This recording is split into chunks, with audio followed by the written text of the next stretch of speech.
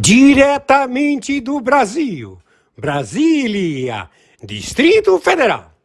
Quem vos fala, mestre Dinho, trazendo sempre informações na palma da sua mão, com notícias de utilidade pública, nacional e internacional. O mestre Dinho, eu quero aqui, antes de iniciar esta live, eu quero falar sobre o Pix do juiz Oscar Aníbal Chapan. Pix, Oscar Aníbal Chapan, @gmail.com. Repito, Oscar Aníbal Chapan, @gmail.com. Está na descrição desse vídeo. Diretamente do Brasil, Brasília, Distrito Federal. Quem vos fala, mestre Dinho, trazendo sempre informações na palma da sua mão, com notícias de utilidade pública, nacional e internacional. O mestre Dinho, eu quero aqui, antes de iniciar esta live, eu quero falar sobre o Pix do juiz Oscar Aníbal Chapan. Pix, Oscar Aníbal Chapan, @gmail.com. Repito, Oscar Aníbal Chapan, @gmail.com. Está na descrição desse vídeo. Meus amigos e amigas, patriotas, quem vos fala, mestre Dinho. Na sequência, vamos assistir a live do juiz Oscar Aníbal Chapan.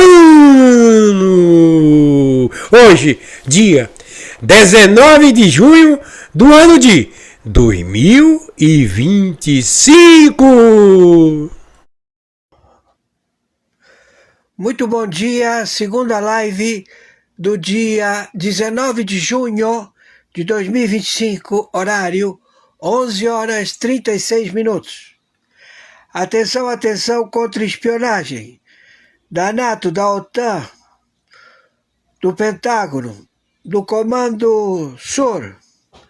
Atenção, Congresso americano. Atenção, senhores congressistas. As tratativas do Irã, da Rússia e da China estão posicionados na observação em que vocês, Congresso americano, não estão querendo aprovar o fim da era atômica nos conflitos dos países que têm estas potentes armas que estão sendo administradas por funcionários públicos,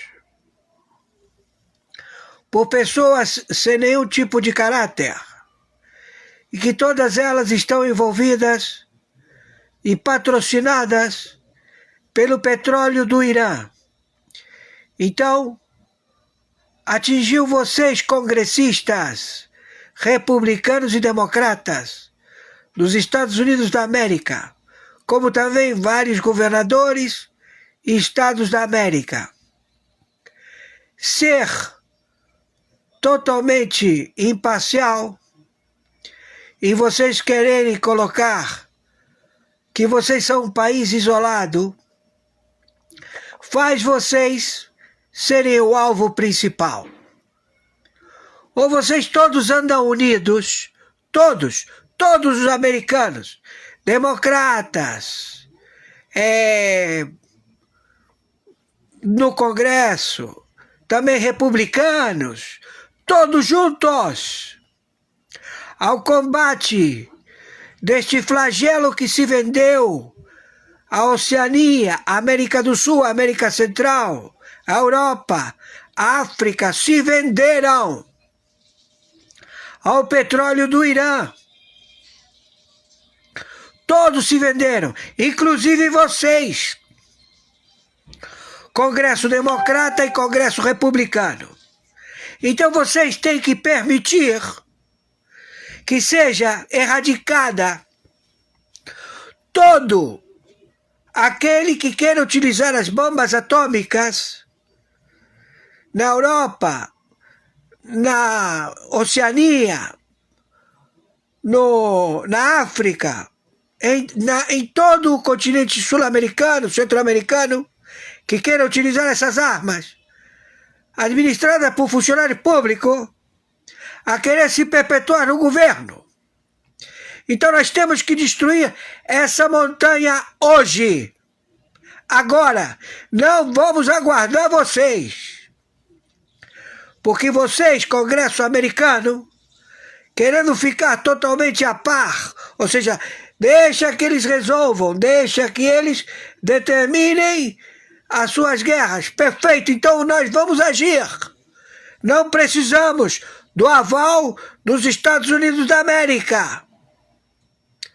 Vamos proceder para libertar imediatamente, hoje, dia 19 de junho de 2025, a este opressor, Sharmuta, Ayatollah Khamenei, todos os muçulmanos que foram colocados na Europa estão trucidando, matando a população neste momento.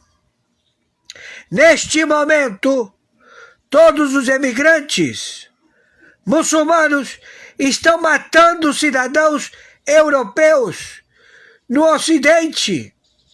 Estão todos já praticando terrorismo neste momento. Então temos que acabar com isto já. Não vamos aguardar o parecer do senhor Trump esperando não se sabe o quê. Nós temos que tomar a decisão. É assim que procede o cargo, a arbitragem internacional. Entenderam? Estou sendo claro? Então, a razoabilidade, a posição é uma só. Vocês querem continuar vivos? Estados Unidos da América, democratas e republicanos, querem continuar vivos? Vocês da América do Sul querem continuar vivos? Da América Central querem continuar vivos? Da Europa querem continuar vivos? Então vamos proceder já! E não tem mais discurso! Não tem mais o que parolar! Acabou! Estamos soltando agora e vamos implodir as 15, 17 bombas nucleares naquela montanha. Não vai haver nenhum vazamento! Vamos acabar com isso! E conforme determinação, a cada live, meu pix de sobrevivência é meu nome e sobrenome, oscaranibaltiapano@gmail.com. Meu pix de sobrevivência é o único documento brasileiro que rege autoridades e toda a identificação no território da República Federativa do Brasil. Porque não tem mais RG, não tem mais nada, só tem o CPF. Meu CPF, 510 466 44734. Plataforma Mercado Pago. Porque o resto das identificações está tudo manipulado pela China, pela Turquia, pelo Irã, pela Norte-Coreia. Estão entendendo, porra? Nos ajudem. Gratidão.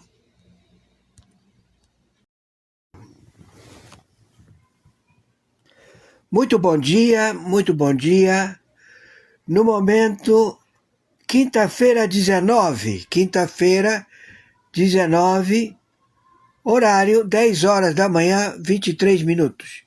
Quinta-feira, 19 de 2025, horário 19 de junho de 2025, horário 10 horas 22 minutos.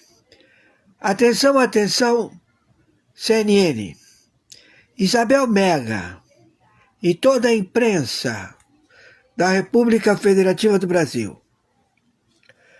A relevância imposta numa nova denúncia da Polícia Federal à investigação internacional de 60 agências de inteligência que apura o serviço secreto brasileiro engajado na manipulação e venda de águas da Itaipu, de águas de São Paulo, de reservas de águas do aquífero Guarani, de reservas de água do rio que ele corre paralelo à superfície do Amazonas, nas profundezas da terra, revelam a intervenção de um grande conglomerado financeiro a adquirir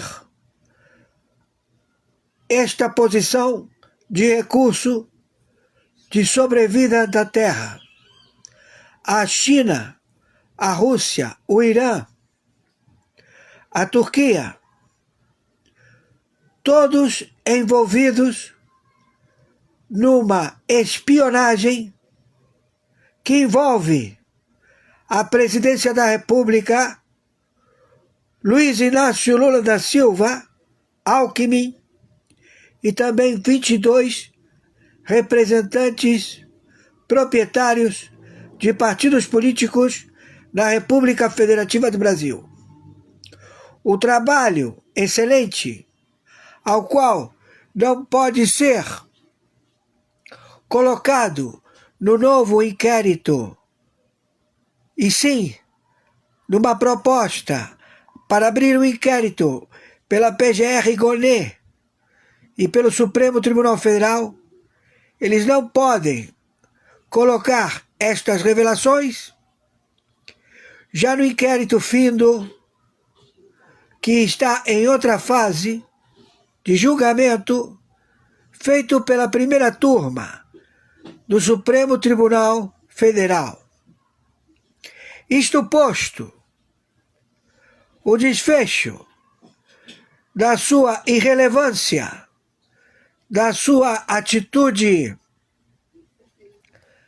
de interpretação da primeira turma ou do próprio Supremo Tribunal Federal, de sua hermenêutica criminosa, fora da Constituição, que estabeleceu muita semelhança, tirando um ou dois ministros do Supremo Tribunal Federal Brasileiro, é muito semelhante à teocracia do Irã.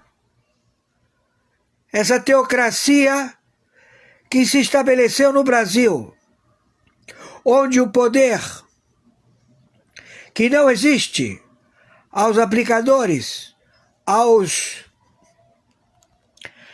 que praticam as leis já estipuladas perante o parlamento brasileiro, que não é poder você ser operador de lei, não lhe dá poder, lhe dá conhecimento, mas não poder. Então, no Brasil, como no Irã, vocês estabeleceram esta semelhança. Então, nós queremos rapidez e que seja observado a Polícia Federal, porque nós estamos com 60 agências de inteligência que já estabelecemos que houve assassinatos, tentativas de assassinatos também a presidente do Paraguai por envenenamento, produzido por Luiz Inácio Lula da Silva, produzidos por Alckmin, produzidos pelo Irã, produzidos pela China, produzidos pela Rússia, produzidos pela Turquia, produzidos pela Orcrim, Foro de São Paulo, produzidos pelo Grupo de Puebla. Então, nós estamos esperando a sua hermenêutica. Funcionários públicos travestidos de ministros conhecedores da Constituição brasileira, filhos de uma puta, traidores à pátria, espias, que já tem 7 defuntos, 7 inocentes, que há sangue em suas mãos por assassinato, tortura, seus filhos de uma puta.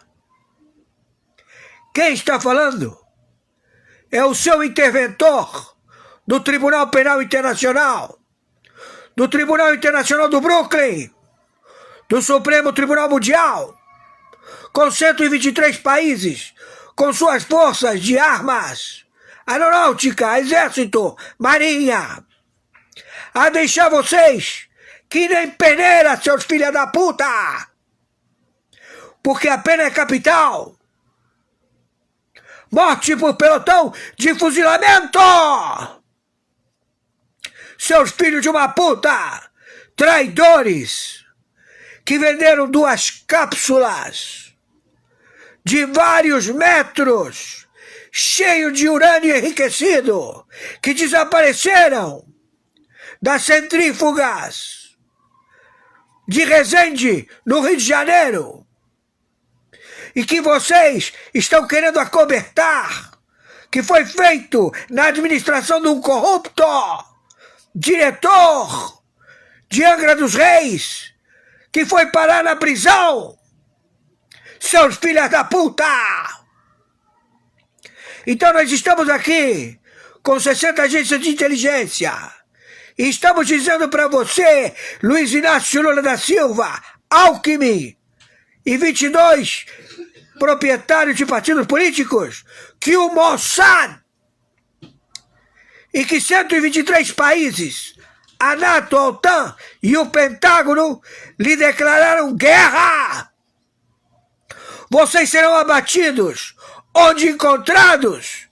Hermenêutica, interpretação de uma Constituição que não existe, porque não é escrita, está na cabeça de vocês, seus filhos de uma puta, integrantes do Pleno da Corte, do Supremo Tribunal Federal e as putas que os pariu. Entenderam? Quem está falando aqui é o senhor Oscar Aníbal Chapano, árbitro, justiça particular, justiça paga. Seus filhos da puta, traidores à pátria, espias, imundos, exterminadores, terroristas, filhos da puta, que envenenaram a população do Brasil com todo tipo de veneno. Seus filhos da puta! Não vamos deixar nenhum aí! Todo mundo vai seguir o caminho igual a teocracia desses mulãs, que lá são 12. Lá são 12. Na teocracia que todos os dias se reúne para cortar a cabeça dos seus generais, do povo, dos seus vizinhos e também dos seus aliados, porque eles mandam lhe matar, seus filhos da puta. Por isso que vocês fazem o que eles querem, porque vocês sabem que podem ser mortos, seus filhos da puta. Então, conforme determinação, meu Pix é meu e-mail, é meu nome e sobrenome, nome de batismo, desde que eu nasci. Oscar Aníbal Chapano, @gmail.com. Meu Pix de sobrevivência é o único documento para todos os residentes e brasileiros no Brasil. CPF 510 466 447 34. Banco, plataforma, Mercado Pago. Nos ajudem e tenham certeza que vocês, traidores à pátria, assassinos do povo brasileiro, cobrando taxas, impostos para lucrar, para vocês terem essa mordomia, que vocês estão recebendo dinheiro dos aposentados, todos vocês, tudo já descoberto, mais de 2 bilhões, mais de 900 bilhões, porque isto vem de longe. Pegamos da segunda região, desembargadores, todo mundo vai pra puta que o pariu, pelotão de fuzilamento, roubados indefesos, tutela e curatela do Estado, seus filhos da puta! Viraliza isto!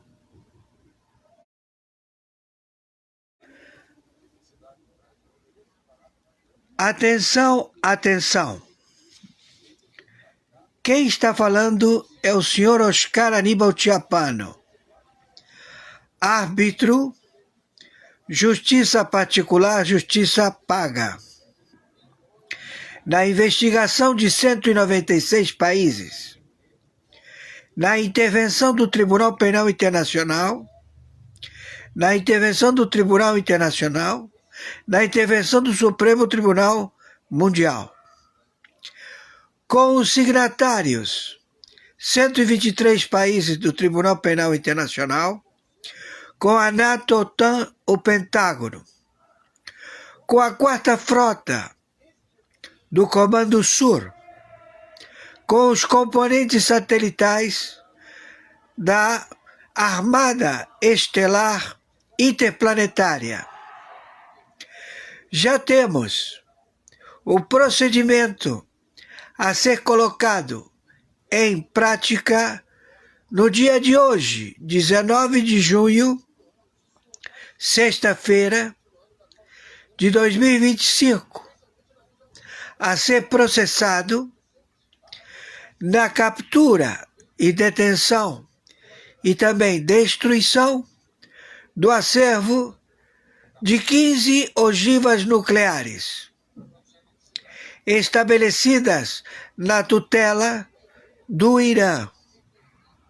Então, vamos proceder de imediato com todas as posições técnicas, já que é previsto o sucesso cirúrgico para esta empreitada.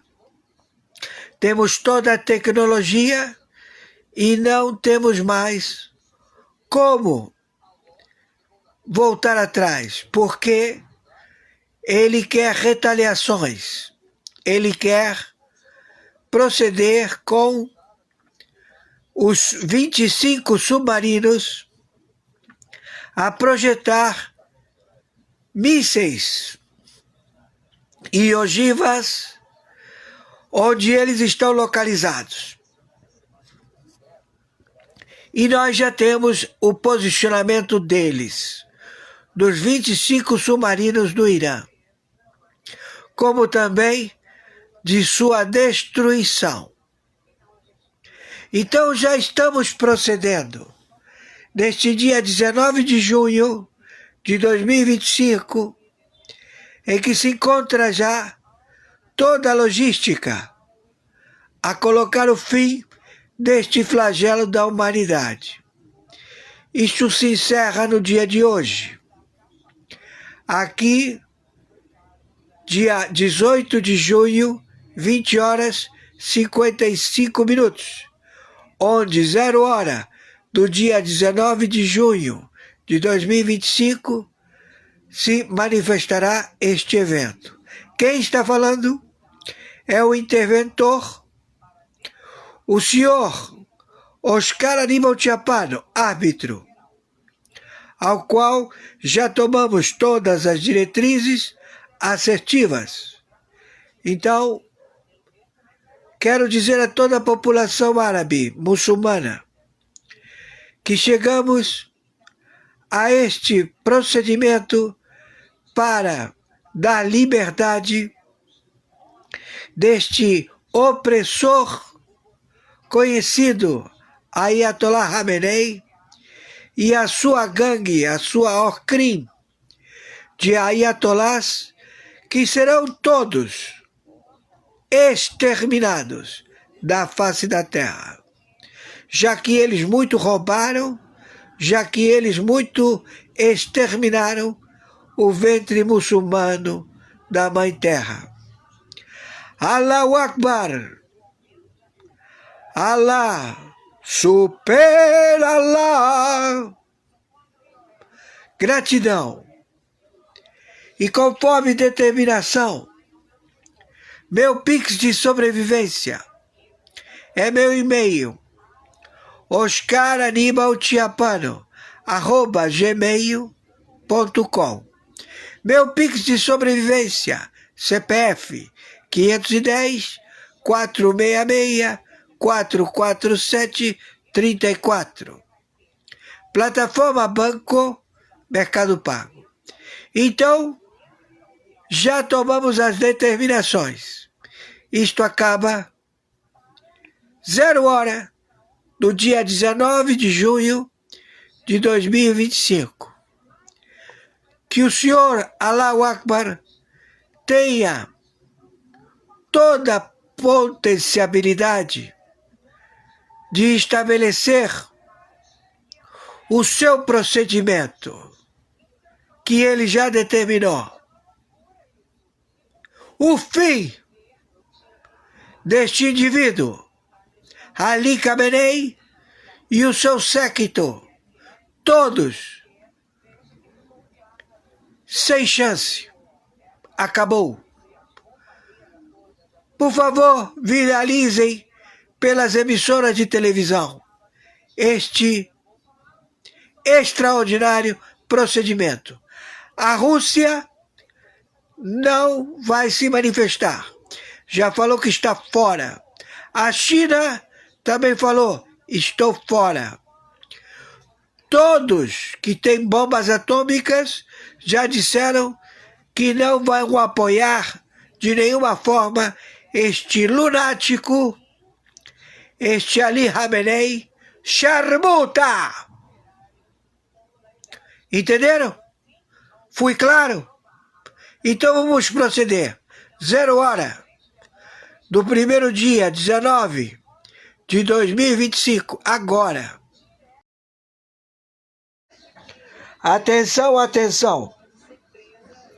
A informação do rastreamento de material, cápsulas de urânio que foram sumidas, são cápsulas grandes que abarcam uma quantidade muito expressiva de urânio enriquecido.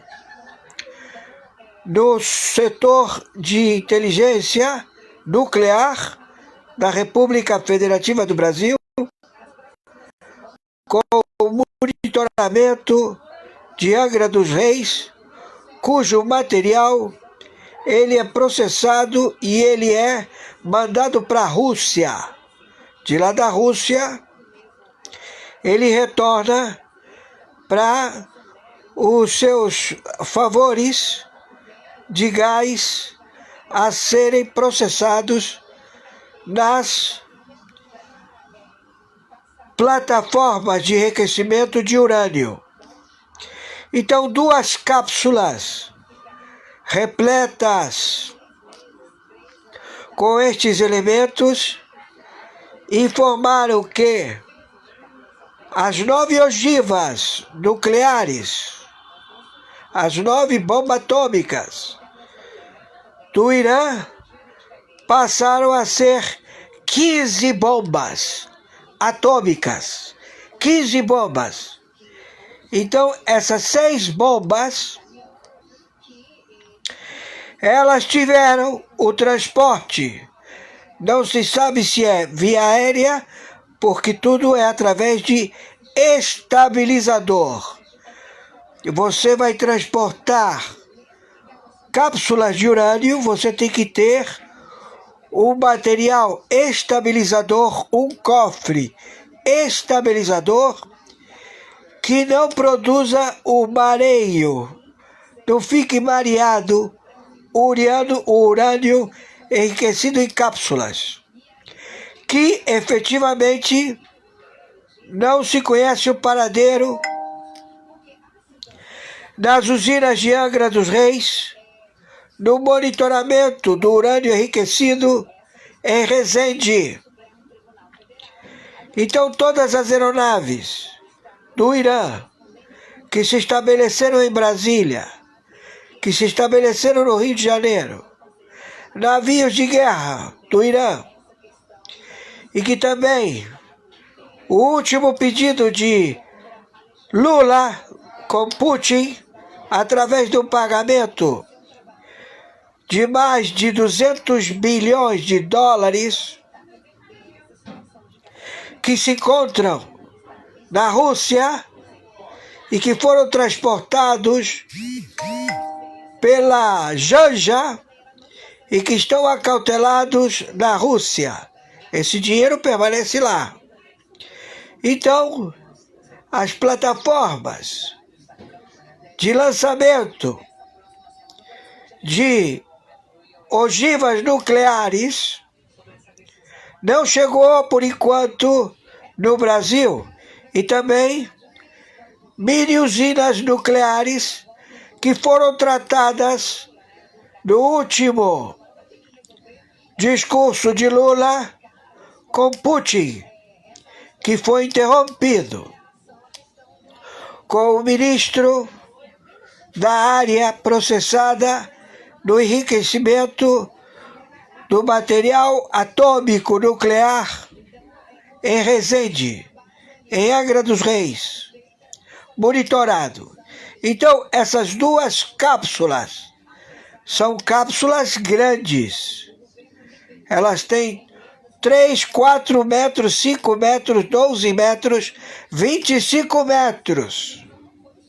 São cápsulas de urânio enriquecido, que eles são transportados e eles precisam do monitoramento nuclear para resfriar o urânio que se encontra dentro desses tubos.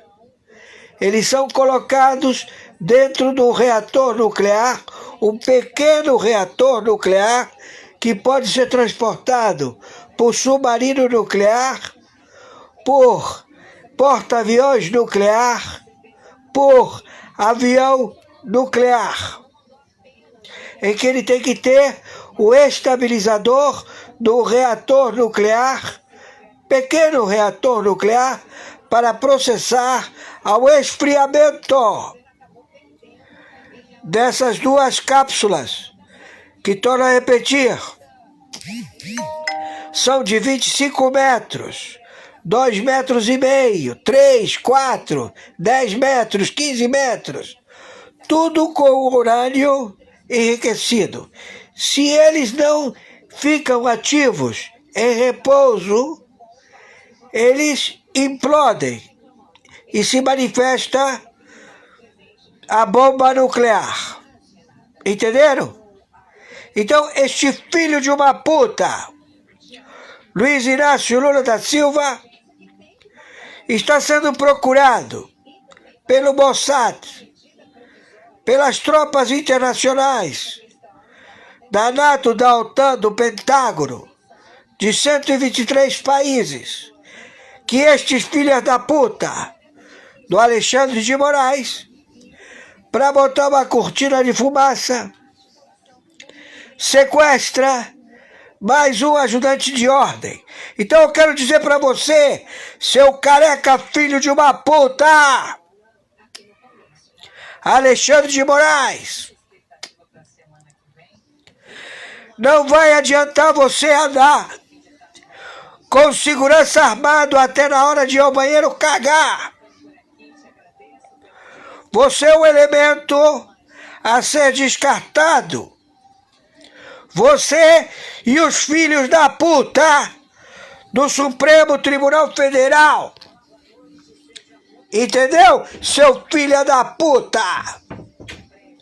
Quem tá falando aqui é o senhor Oscar Lima Chapano, juiz corregedor, teu corregedor, seu filho da puta!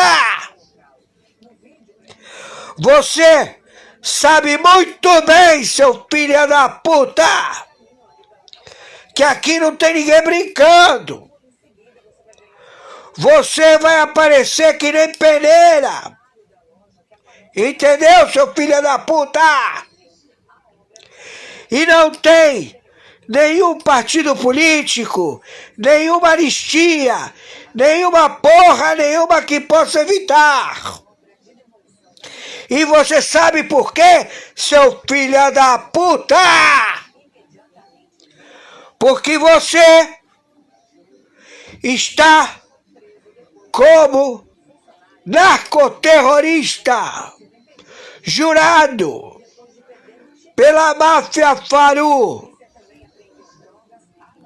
pelo dono da porra toda das plantações que trabalham para ele 500 mil toneladas e que você e esse atravessador que roubou as cargas da máfia albanesa do senhor Faru, ele te jurou.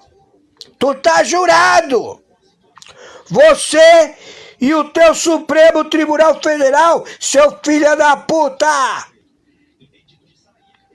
Então você, enquanto está sequestrando pessoas e está botando um monte de viados, prostitutas, âncoras que trabalham nas emissoras de televisão, que todos eles têm currículo, fotos, material de provas irrefutáveis de comprometimento. Eles fizeram a posse, anteciparam a posse desse ator, Moacir, para que assumisse a presidência da República, sem nenhum chefe de Estado, tudo às pressas, em que vieram todos os narcoterroristas, já empossados ao delipêndio da República Federativa do Brasil. Então você querer ter o acervo de um monte de filhas da puta que estão servidos à propina, o PT, o PSOL, 22 partidos que estão aí esperando as emendas parlamentares que nunca vão sair porque você já meteu mão, já sumiu com esse dinheiro. Entendeu, seu filho da puta? E que eles estão aí, porra, e agora ele vai soltar o dinheiro ou não vai? Não, não vai soltar dinheiro porque não tem dinheiro. Então agora nós estamos com a OTAN, com a NATO, com o Pentágono, com 123 países de coalizão do Tribunal Penal Internacional, a furar vocês que nem peneira. Vão ficar tudo cheio de buraco, seus filhos da puta. Porque não vamos esperar as 2 cápsulas. Todo mundo fala, são cápsulas. E qual é a longitude, diâmetro dessas cápsulas? Vou ter que tirar do teu da puta! Então nós vamos pegar você, Luiz Inácio Lula da Silva, você, tua prole, tuas mulheres, teus partidos políticos, todos esses filhos da puta, os donos das concessionárias de televisão, que ficam insistindo em bravatas, em roteiros de filme, e vamos colocar vocês no pelotão de fuzilamento, seus filhos da puta! Quem tá falando aqui é o corregedor, interventor, arbitragem internacional. Não é togado. É justiça paga, justiça particular, que fala com todo mundo, com o submundo, com as autoridades, com todo mundo, seu filho da puta! Entendeu? Tá entendendo, seu filho da puta? Então ou você se entrega, ou eu não posso garantir que você amanhã esteja vivo. Tá entendendo, seu filho da puta? Porque vem as festas, e aí fudeu! Fudeu! Entendeu? Não tem ninguém por perto. E você é alvo, seu careca filho da puta, broxa, viado, engolidor de vara. Entendeu? Torturador, sequestrador, assassino. Deu para entender? Ouviu? Tem dúvida? E conforme determinação, meu Pix é meu e-mail, é meu nome de batismo, meu nome e sobrenome, Oscar Aníbal Tiapano, @gmail.com. Meu CPF, documento único, 510 466 447 34. E a plataforma é Mercado Pago. Entendeu? Tá entendendo, seu filho da puta? Todos vocês aí. Não acredita vendo? Então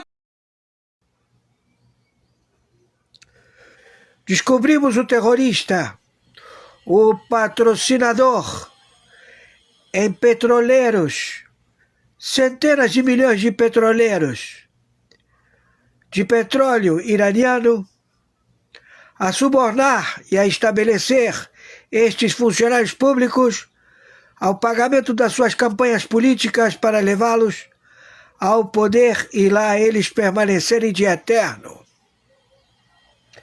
Então o nome deste filho da puta é Ali Khamenei. Ele e os mulãs são 4 filhas da puta que não são persas, não são iranianos, não têm nacionalidade. Eles se estabelecem abrindo mesquitas como se fossem as igrejas evangélicas, facções de igrejas evangélicas. E lá eles se estabelecem e fazem o seu feudo, a delipendiar o povo, a usufruir das riquezas daquela nação e estabelecer exércitos pagos com os recursos, neste caso, da Pérsia. Então, o povo persa foi todo aniquilado. por um baixinho filha da puta que morreu, Ahmadinejad. Ele foi morto pelo Mossad entre os dias 17 e 18 de 2025, junho. Deixou de existir, como também todos os líderes que se prontificam a ocupar os cargos dos generais que são abatidos pelo Mossad no território do Irã, e quem assume, eles deixam, né? Recadinho debaixo da porta: não assume o cargo de general, porque você vai ser morto. Mas os filhos da puta vão lá e assumem. Então... Tudo bem? Jair Bolsonaro frente a frente com Alexandre de Moraes. O momento mais aguardado da República nos últimos meses aconteceu nesta terça-feira. E foram várias horas. O ex-presidente, acusado de comandar uma trama de golpe de Estado no país, foi interrogado no Supremo Tribunal Federal. Como se saiu o ex-presidente? O depoimento pode mudar alguma coisa no curso do processo? Como fica a tese de golpe depois do interrogatório de seu suposto mentor? Seja bem-vindo à última análise da Gazeta do Povo, onde vamos analisar ponto a ponto os principais momentos do interrogatório e as possíveis consequências políticas e jurídicas deste processo. Com a gente hoje aqui no estúdio, a Anne Dias. Tudo bem, Anne? Como você está? Tudo bem, muito boa noite. Semana agitada por aqui, né? Então, a gente pensou até que ia demorar mais, né? Que ia avançar horas e horas, porque o Bolsonaro falou que ia falar tudo que tinha para dizer. Realmente, durou algumas horas, mas menos talvez do que a gente imaginasse. Tudo bem, Marcília? Como é que você está? Sem o áudio do Marcília? Marcília, não estamos te ouvindo. Espera lá. Já vamos checar o áudio do Marcília. Fala um pouco, Marcília, para ver se...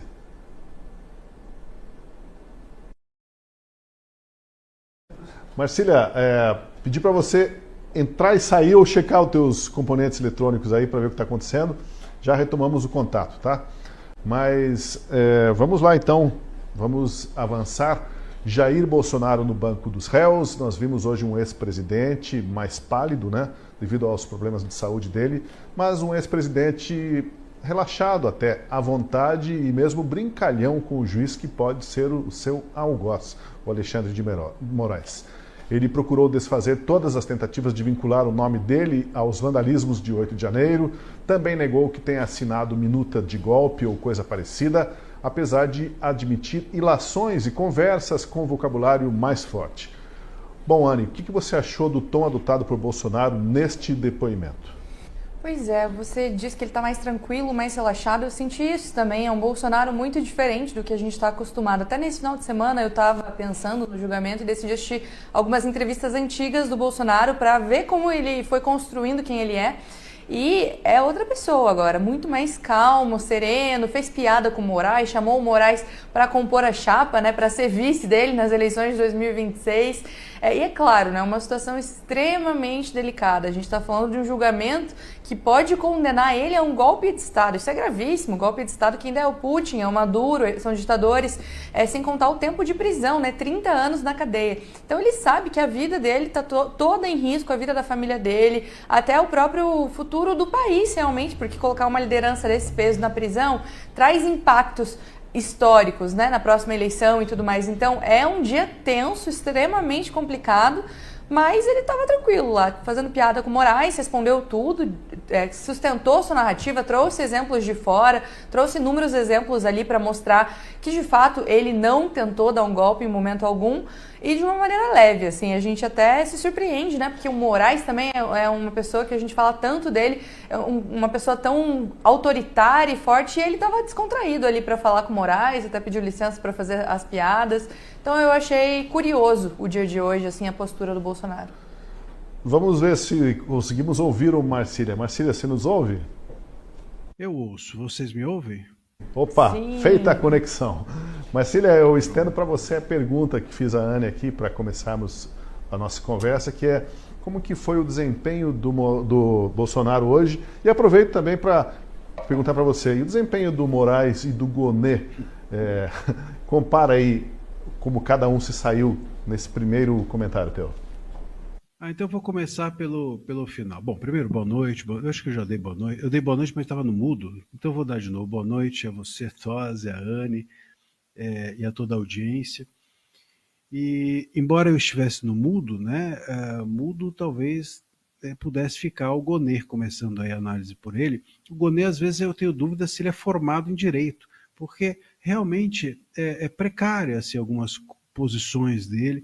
Me chamou muito a atenção o fato dele perguntar, e aí vocês vejam como a liberdade de expressão permeia esse processo todo, como a liberdade de expressão é uma arma para a incriminação dos réus do golpe.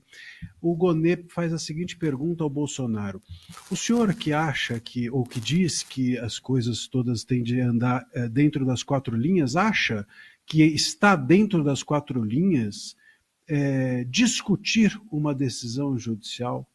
Essa foi a pergunta. O Gonê não sabe se está ou não dentro das quatro linhas, porque senão não nem perguntaria.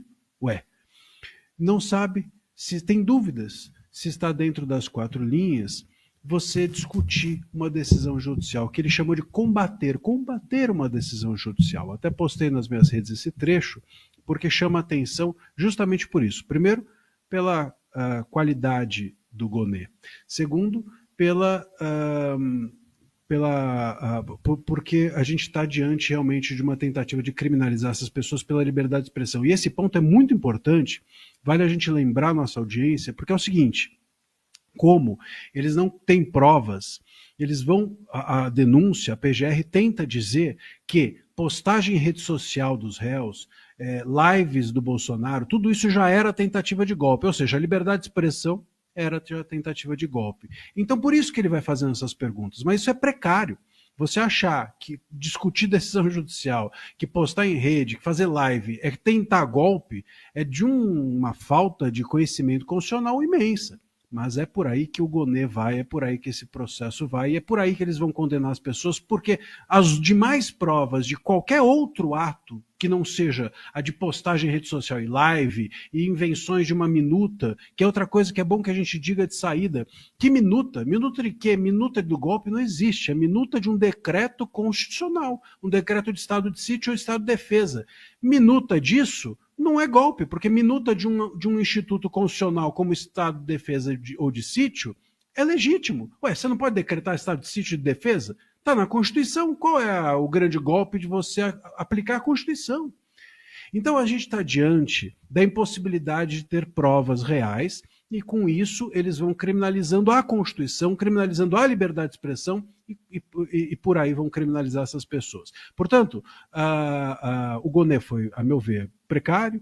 O Moraes, ele tem feito um lado Ruth, né? A Raquel está de lado, agora a Ruth aparece, então ele sorri. Eu nunca tinha visto os dentes do Moraes antes, né? Ele sorri, ele é afável, ele faz piadinha, fez piadinha com o advogado lá do almoço, o advogado quer jantar, ele gosta de uma piadinha, não pode fazer com ele, mas ele gosta de uma piadinha, e o Bolsonaro acho que saiu bem. Essa é a história. Estava inicialmente um pouco nervoso, confesso. Nas primeiras perguntas, acho que derrapou, porque as perguntas foram enviesadas, justamente no sentido de olha, você afirmou que as urnas foram fraudadas, e o Bolsonaro deveria ter respondido: não, eu não afirmei nada. Eu questionei, questionar é opinião, e opinião é direito constitucional. Devia ter falado esse ponto. Mas ele foi se explicando e se atrapalhou um pouco, depois tranquilizou-se e, como disse acho que uma Miriam Leitão, desses jornalistas da Globo News, fez do depoimento uma live sua. Acho que essa é uma boa leitura. Virou uma live do Bolsonaro, que é algo que ele faz bem, né? Ele sabe muito bem se virar quando ele começa a se sentir confortável, se sentiu e se saiu bem.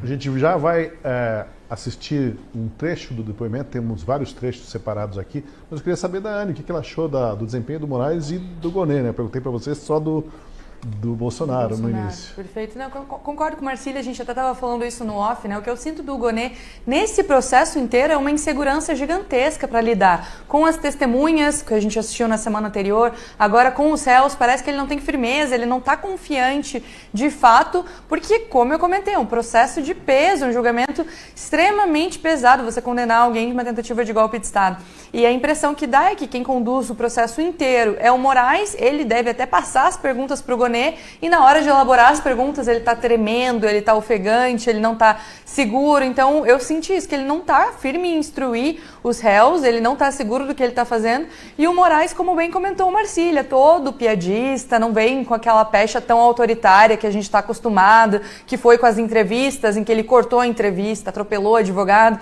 Dessa vez não, falou claro, fique à vontade, fale o quanto quiser, deixou realmente os réus falarem, fez a piadinha não só com o Bolsonaro, né? O Bolsonaro fez com ele, mas a piada do almoço também vai começar 9h02 na manhã. Então é um Moraes diferente, mas também porque a gente sabe que está no final do julgamento, agora é só colher essas testemunhas. Ele já deve estar com o esquema montado na cabeça dele para dar a sentença. Então para ele não faz tanta diferença ouvir os réus agora, né? Claro, o Mauro Cid era uma testemunha, não, um réu mais importante por ser o delator, que foi o dia de ontem, que até foi o tema da última análise de ontem, mas agora Bolsonaro, Braga Neto, que agora está tendo, inclusive, não sei se já acabou, quando eu estava vindo para cá, estava vendo aí no trechinho do depoimento do Braga Neto, que estava fazendo da prisão, o que é realmente bem maluco da gente ver que ele era o candidato à vice-presidência e do nada está na prisão hoje porque, em tese, né, supostamente falou com o pai do Mauro Cid. Essa é a justificativa de colocar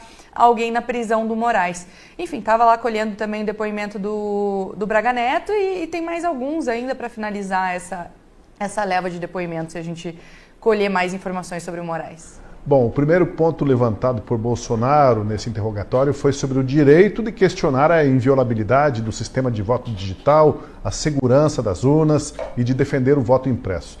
Ele lembrou que ele não foi o primeiro a defender isso. Vamos assistir a esse trecho. Desde 2012, no mínimo, eu sempre lutei pelo voto impresso. Nós estávamos na iminência de aprovar uma PEC dentro da Câmara dos Deputados que tratava do voto impresso. A autoria da deputada Bia Kiss, o relator, o deputado Felipe Barros. Quando, então, o senhor ministro Barroso foi lá para o parlamento, conversou com lideranças, no dia seguinte foram trocados os componentes da comissão especial, nós perdemos a votação na comissão, depois o presidente resolveu levar para o plenário, ganhamos, mas não com voto qualificado. Então, essa questão do voto impresso é uma coisa minha desde há muito tempo, como foi do Flávio Dino, como foi de outras personalidades, a mais variada possível, a maioria de esquerda. Então, se eu exagerei na retórica, devo ter exagerado com toda certeza. Mas a minha intenção, meu objetivo sempre foi mais uma camada de proteção por ocasião das eleições, de modo que evitasse qualquer conflito, né, qualquer suspeição. Lembra que em 2014, quando Aécio Neves perdeu para a senhora Dilma Rousseff, foi contratada pelo PSDB uma auditoria externa. E a conclusão da auditoria externa foi que as urnas são inauditáveis. Ou seja, senhor ministro, com todo respeito, nós temos muita coisa ao nosso lado mostrando que esse sistema que está aí carece de uma... Fim da fala dele ali, mas enfim, o sistema carece de uma maior segurança, né? A segurança no sentido de certificar e demonstrar para as pessoas que as urnas são invioláveis, e daí por amostragem, voto impresso, etc. E, curiosamente, ele, no depoimento, o Bolsonaro afirmou que lá atrás ele estava acertando com o Luiz Fux para adotar em 5% das urnas o voto impresso, e aí foi encaminhada até uma licitação para fazer esse processo todo, mas nesse interregno, nesse intervalo, o STF decidiu que o voto impresso seria inconstitucional porque violaria o sigilo do voto. Marcília, ali em relação a essas ponderações do Bolsonaro quanto ao voto impresso, quanto à segurança das urnas, alguma coisa ali que dá para dizer que ele... digamos, não foi convincente, ou que faltou falar, ou disse tudo? Esse próprio episódio com o Fux, como que você vê a justificativa lá atrás do STF para dizer que voto impresso é inconstitucional. Parece que no Paraguai tem voto impresso, lá tem uma inconstitucionalidade no Paraguai e outros países que adotam. Claro que eles têm as próprias constituições, né? Não, então o Brasil também, né? O Brasil adotava voto impresso até ontem, né? Do ponto de vista cronológico, 10 anos atrás, sei lá quantos anos atrás, a gente tinha voto impresso, não era inconstitucional? Antes de surgir a tecnologia, então era inconstitucional. Porque, veja, inconstitucional não significa escolher o melhor. Inconstitucional significa que aquilo não deveria ser escolhido. Bom, então a gente viveu insegurança jurídica até hoje, porque se a Constituição é de 88 e durante anos e décadas a gente viveu com o voto impresso, então a gente viveu sob inconstitucionalidade. O nosso Estado era criminoso. Isso é uma completa besteira. Essa inconstitucionalidade do voto impresso não faz o menor sentido. Você pode até dizer, olha, do ponto de vista da eficiência, eu acho que é melhor o voto digital. Do ponto de vista eletrônico, do ponto de vista da não sei o que lá, enfim, você pode escolher e dizer isso é o melhor para o Estado. Agora, dizer isso é a única opção e qualquer outra é inconstitucional, isso é completamente... Isso sim é inconstitucional. Você não poder fazer escolhas dentro de um Estado democrático é inconstitucional. Você não poder defender uma escolha é inconstitucional. Então agora eu sou obrigado a dizer, por exemplo, que computador é o único jeito da gente digitar. Eu não posso ter uma máquina de escrever que é inconstitucional. Você percebe? Mas o passado não importa. Eu posso até achar que computador representa a novidade, representa a nova tecnologia, é melhor que o passado. Agora, dizer que o passado é inconstitucional. Isso é totalmente errado, totalmente errado. E vou dizer uma coisa, essa história de que as urnas são invioláveis, veja, nada é inviolável, nem ninguém. Né? Ninguém tem certeza de tudo. Eles não gostam de dizer que a liberdade de expressão absoluta é errado, porque a liberdade de expressão, nada é absoluto. Quer dizer, nada é absoluto, menos as urnas. Então, tudo é relativizável, menos as urnas. Né? Até Jesus Cristo, né, quando estava na cruz, teve dúvida. Né? Pai, por que me abandonastes? Não disse? Né? Na cruz, até ele teve dúvida, menos os nossos ministros e as nossas urnas. Não há dúvida nenhuma de nada, eles são serenos, absolutos e invioláveis. Faça meu favor. E você não pode questionar que é crime. Isso é uma completa loucura. Bom, muito bem. Loucura constitucional, né? É uma abordagem, uma interpretação louca da Constituição. O único ponto, então acho que o Bolsonaro foi bem, ele fez os questionamentos certos, ele se colocou do jeito dele, ele não é um técnico e nem tem que ser mesmo, fez a abordagem correta do jeito dele. O único ponto que eu acho que o Bolsonaro errou e a gente viu isso no vídeo, ele dizer: posso ter exagerado na retórica. E aí ele chega, isso a gente não estava no vídeo, mas ele chega em algum momento, não sei se a gente vai ver esse trecho, ele chega a pedir desculpas. Se exagerei na retórica, me desculpa. Não devia ter pedido desculpa e não há exagero na retórica, porque retórica não é errado. Questionar não é ilícito. Então, se você exagera em algo que é teu direito, não tem nada de errado e não tem nada de pedir desculpa. Então, eu acho que no início, eu mencionei na minha primeira fala que o Bolsonaro deu uma derrapada no início e foi exatamente nisso. Se houve um exagero na minha retórica, então me desculpa, não devia ter feito esse pedido, a meu ver. Porque não há nenhum ilícito em você questionar. E se não há nenhum ilícito, não tem que pedir desculpa e não há nenhum problema em exagerar naquilo que é teu direito. Questionar é direito constitucional. Aliás, esse foi o ponto alto do voto do ministro Mendonça, alguns dias atrás, quando tratou das redes sociais. Dizer que o questionamento é lícito, saudável, desejável, e é um dever de todos nós questionarmos as coisas dentro de um país democrático. Esse é o ponto. É não apenas nosso direito, mas é nosso dever questionar, sobretudo, as coisas que vêm dos governos. Mas você chamou atenção para esse direito nosso, né, Anny, que é de não ter um debate interditado. Tudo pode se debater, né? Ele lembrou o Bolsonaro ali que o Flávio Dino já questionou a segurança das urnas, o Carlos Lupe, lá atrás Leonel Brizola falava muito sobre isso, e ele invocou até um parecer de uma associação de peritos também, dizendo que não dava para dar garantia 100% da inviolabilidade. Faz sentido tentar interditar esse debate do país? Como disse o Marcília, o Bolsonaro até errou em pedir desculpas por ter abusado um pouco da retórica. Eu entendi a desculpa do Bolsonaro, talvez no sentido assim de que ele usa palavrões, usa uns termos mais fortes, né, nesse sentido. Mas no contexto, dele, é meu jeitão. no contexto ali, né? Mas no contexto ali, né? no contexto ali, alguém pode interpretar que ele estava pedindo desculpas por ter questionado em termos fortes. E isso não cabe, realmente, parece-me que não cabe, né, Ari?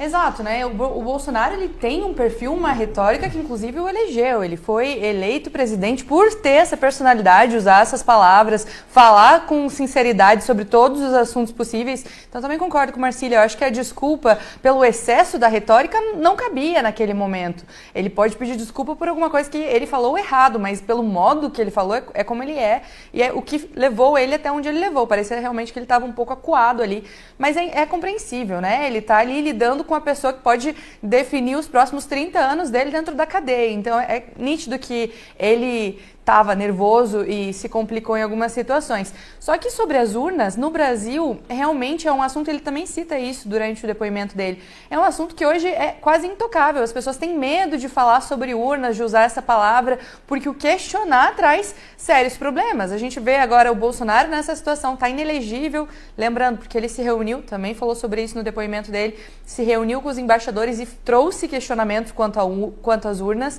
e aí se tornou inelegível. Ele cita também o Flávio Dino, como você bem mencionou, e ele queria um vídeo, inclusive, do Flávio Dino defendendo ali o voto impresso, que hoje, né, é um dos principais atores para tentar colocar ele na prisão, mas defendeu o voto impresso num momento em que não era tão caótico defender o voto impresso quanto é hoje. A gente tem também aqui no Paraná o caso do Francisquini, né, deputado estadual, foi o mais votado do ano de 2022, fez mais de 400 mil votos, 3 cadeiras entraram com ele, ou 4, salvo engano, e aí nos 45 do segundo tempo, para fechar as urnas, tipo, à tarde, ele fez uma live no Instagram dele, falando assim: estou usando meu espaço aqui como parlamentar, minha imunidade parlamentar, para dizer que recebi questionamento quanto às urnas. Ele recebeu o questionamento, fez uma live falando que recebeu o questionamento. Foi cassado, 400 mil votos, mais de 400 mil votos jogados fora de um parlamentar que iniciou a live falando que estava usando de sua imunidade parlamentar. Então, tem duas situações muito distintas aqui. A gente tem, de um lado, né, o suposto golpe de Estado, estão falando ali que esse núcleo conspirou num golpe de Estado, mas se usa aí o questionamento sobre o modo eleitoral, o questionamento das urnas, que o Bolsonaro até fala, não, eu confio, eu concordo, depois ele levanta isso durante o depoimento, mas o fato de questionar virou algo ilegal, algo que caça mandato, que deixa inelegível e que você pode ser até acusado de golpe.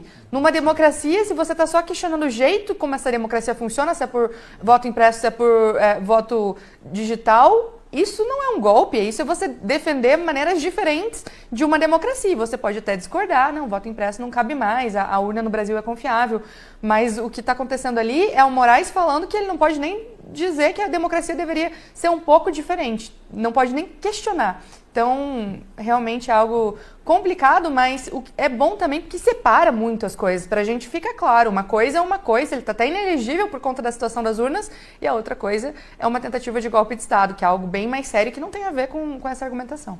É bom que a gente esclareça, né, que nós fazemos análise não do ponto de vista de um torcedor, né? Estou torcendo pelo Moraes, estou torcendo pelo Bolsonaro, estou torcendo por fulano, ciclano. A gente está fazendo uma análise da argumentação de cada um e para onde os fatos, as evidências nos levam, né, Marcília?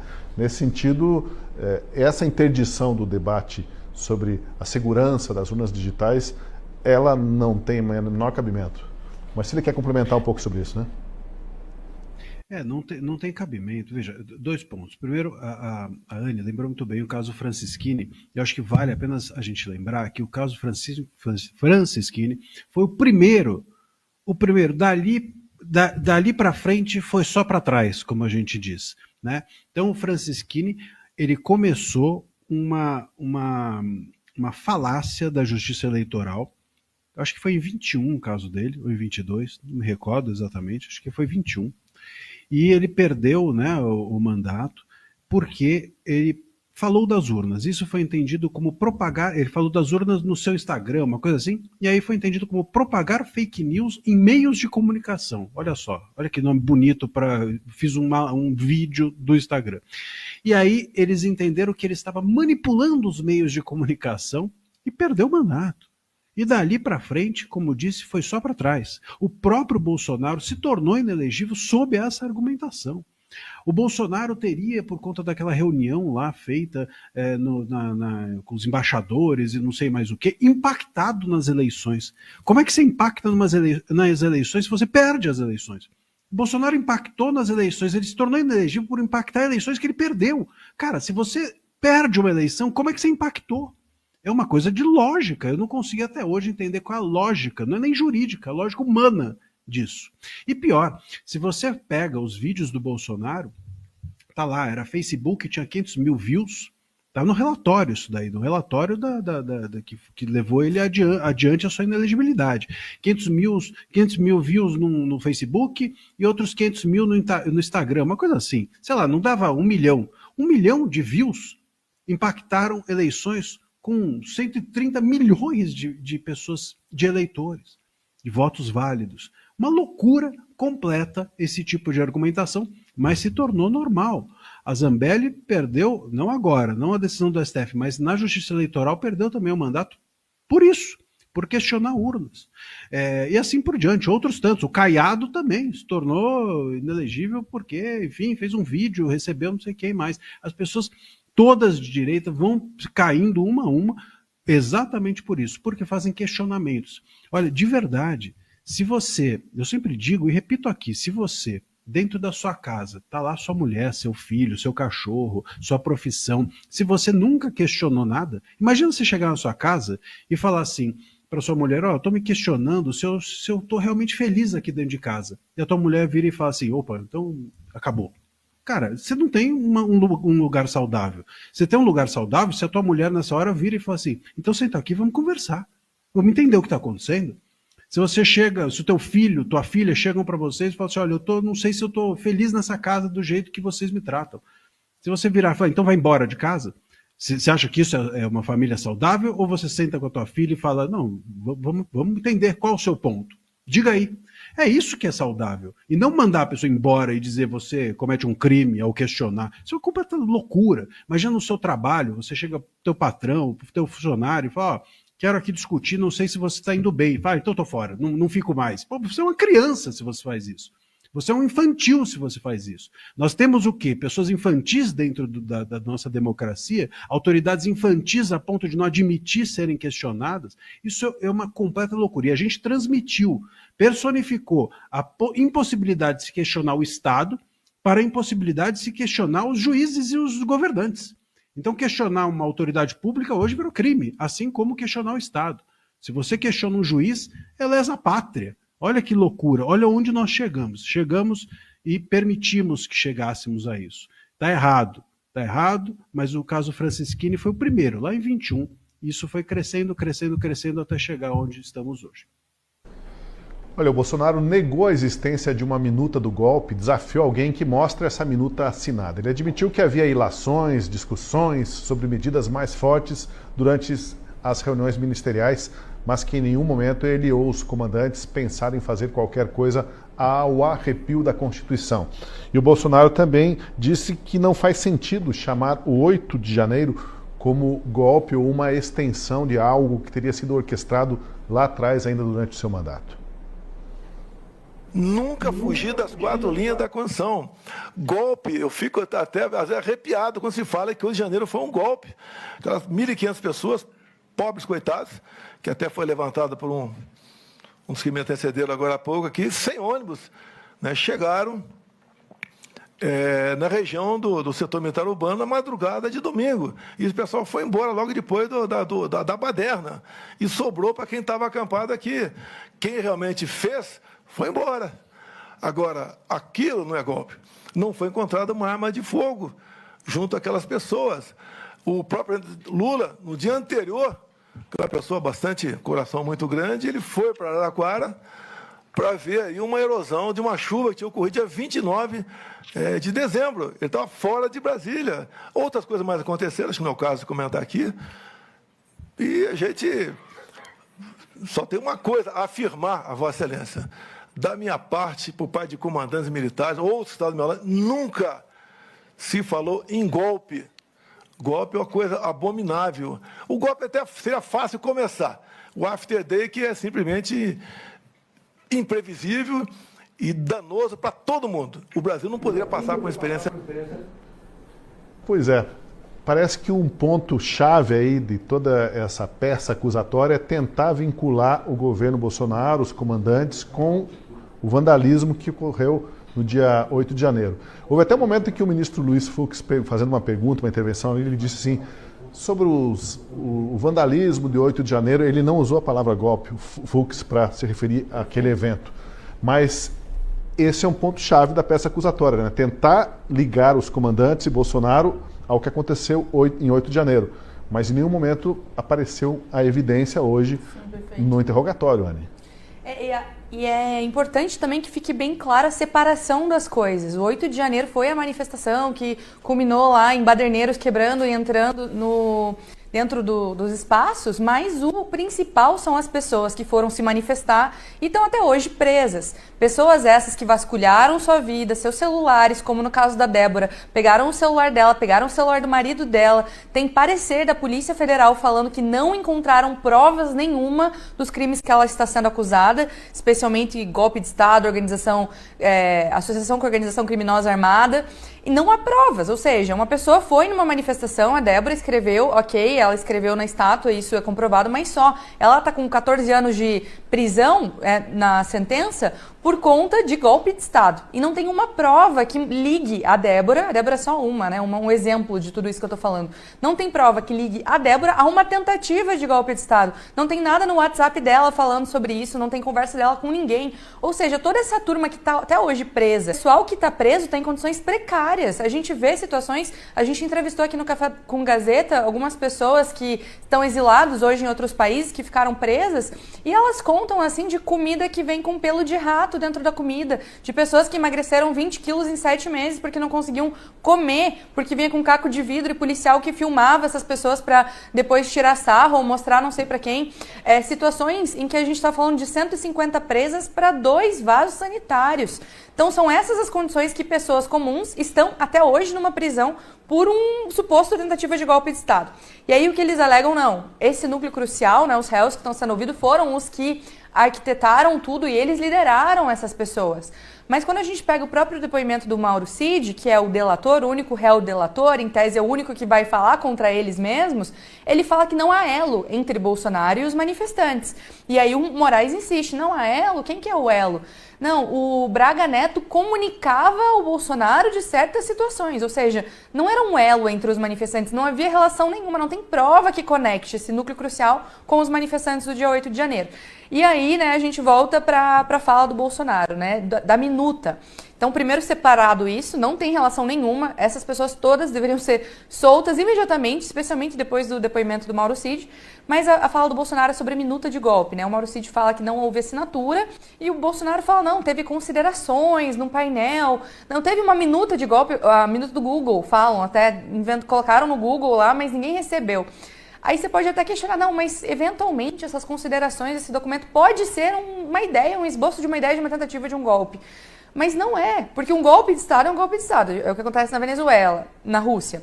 Uma tentativa de golpe de Estado, a gente pode pegar como, por exemplo, a Coreia do Sul, em que recentemente o presidente, ele decretou a lei marcial que ordena o exército tomar conta do parlamento, fecha as imprensas, e ele deu um decreto lá no gabinete dele. Nisso, o parlamento imediatamente agiu e vetou essa lei marcial. E ele recebeu até um processo de impeachment depois e foi afastado do cargo. Ou seja, isso é uma tentativa de golpe de Estado. Ele assinou um documento impondo uma lei marcial que foi derrubada no dia seguinte. Agora, a possibilidade de considerações em que falavam mal do Moraes em certas reuniões, falavam mal de autoridades, por falar mal, a gente fala mal aqui quase todo dia na Gazeta do Povo. Isso não é motivo para dizer que a gente está querendo dar um golpe.